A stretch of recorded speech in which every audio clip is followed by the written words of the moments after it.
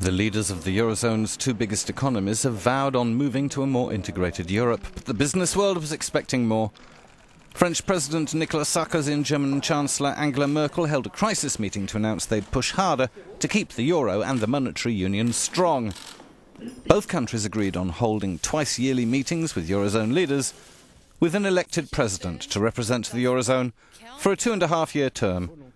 But not a word about eurobonds or any quick fix to reassure the markets.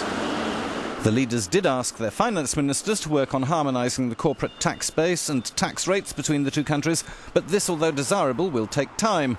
France and Germany seem to have agreed on a sort of fiscal union and mandatory balanced budgets.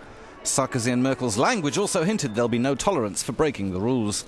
However, the economic world once again thinks the politicians are talking the talk but not walking the walk.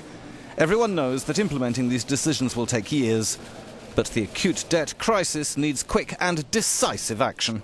In the long run, European financial governance would be desirable, but the road to get there is incredibly long. Remember that the European Constitution took 2 years to create, and this process will take even longer. It's not a short-term solution. The markets want to know now how Italy, Spain and other unstable countries can be stabilised. As the panic sales have wiped more than 2.5 trillion euros off global stocks just this month, investors were expecting more concrete steps to take the heat off. However, the leaders did not mention enhancing the Stability Fund and completely dodged the question of eurobonds. These would also help reduce the borrowing costs of troubled economies, but would also harm the leaders' already fading popularities in their home countries.